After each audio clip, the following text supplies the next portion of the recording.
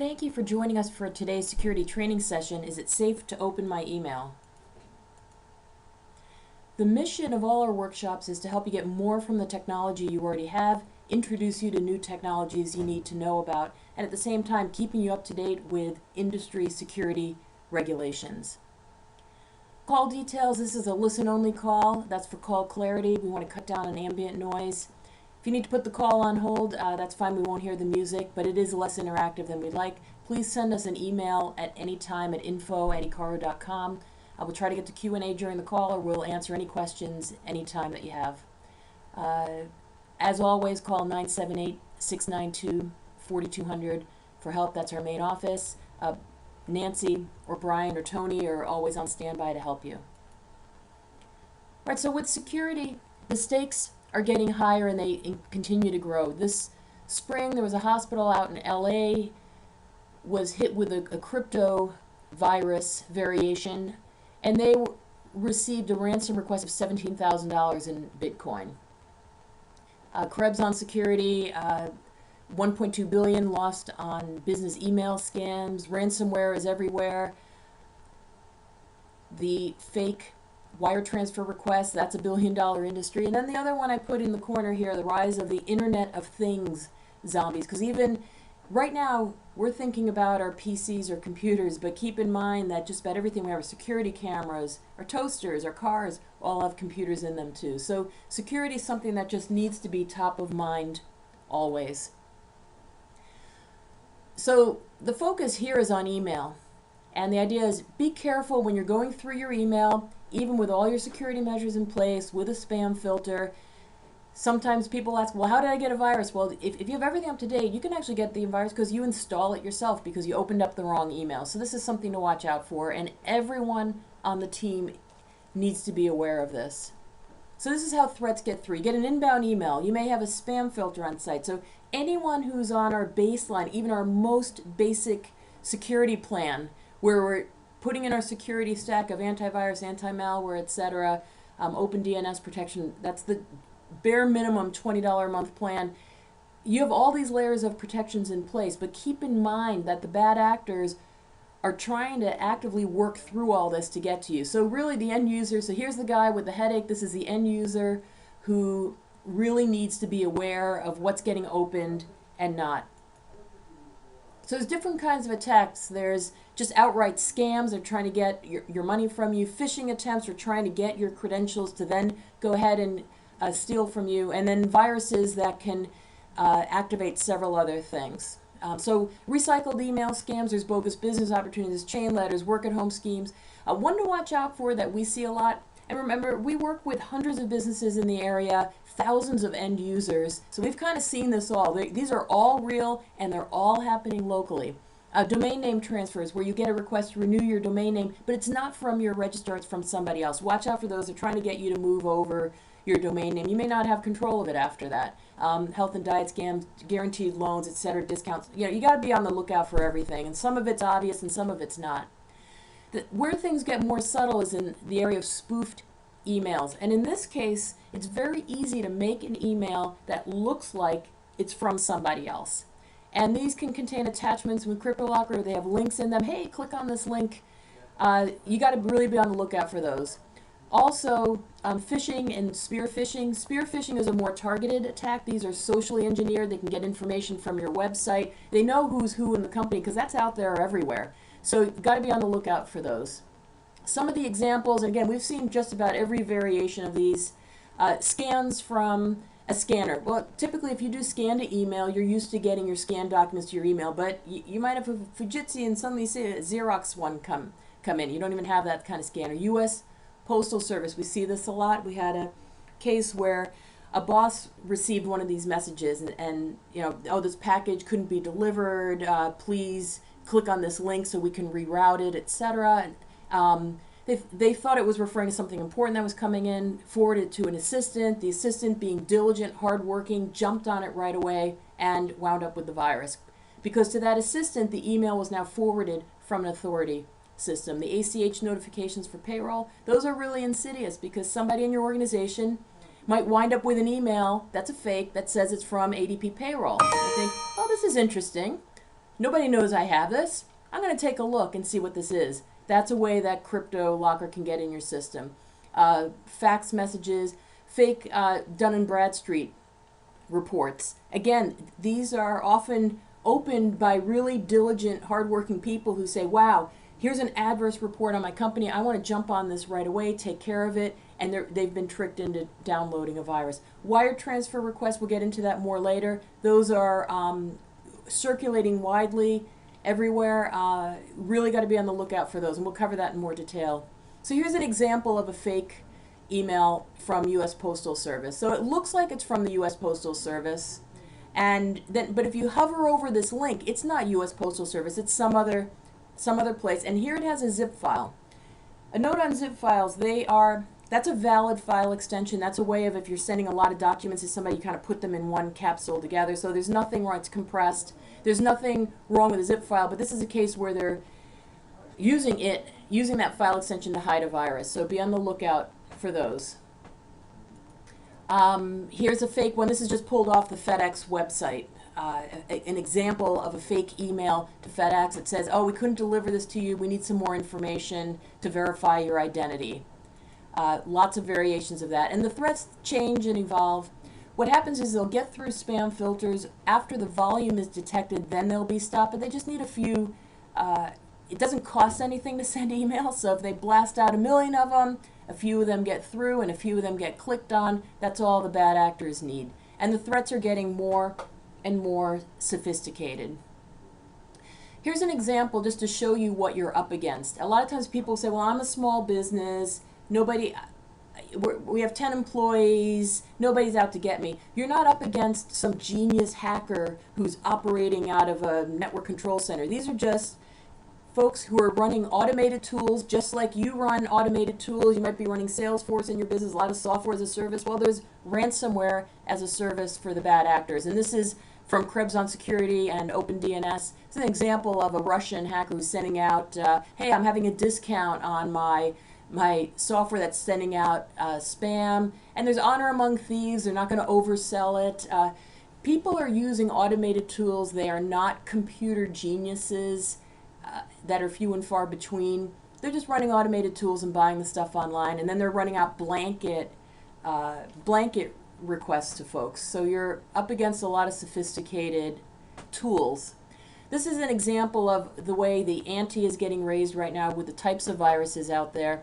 These are examples of the CryptoLocker and CTB Locker.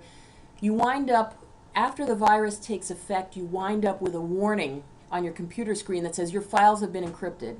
Now keep in mind, they don't actually have access, they can't read your files. It's just basically a terrible act of vandalism that the stuff gets, an automated tool comes on, encrypts stuff, and then you have to pay money to get rid of it.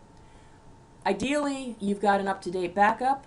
You revert to your most recent backup, and that's why we harp on this over and over again. You got to have a managed backup that's being tested, and better yet, if your budget affords it, please talk to us about business continuity, where you can literally just flip right over to your failover server and continue to run your business if something like this were to take effect. It's extremely important that you plan for this in advance, because like that hospital we mentioned in the headline, the reason they wound up having to pay the ransom and they were down and had to go off paper records for at least a week is they didn't have a good backup to fall back on.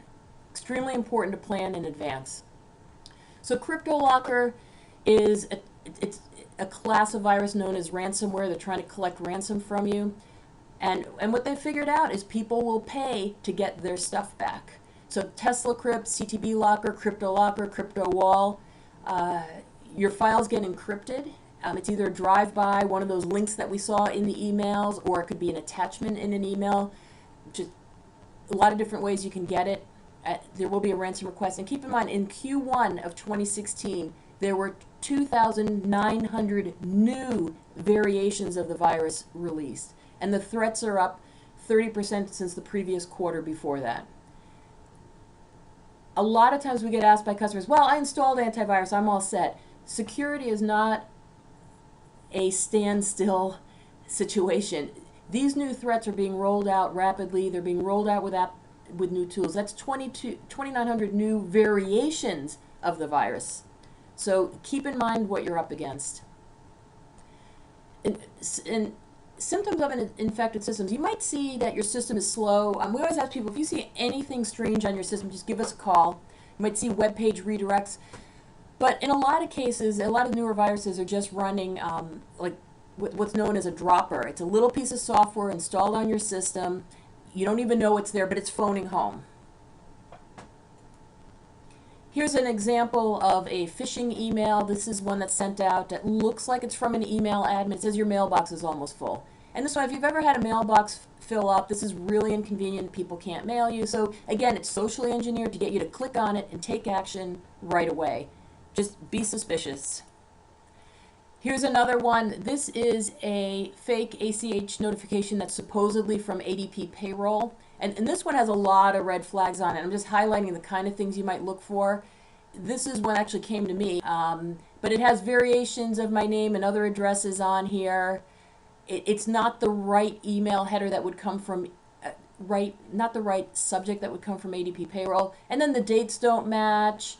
It says download the file from Dropbox. There is no way in the world that ADP would put their, sensitive information on a consumer. Dropbox is for sharing soccer pictures, is for convenience.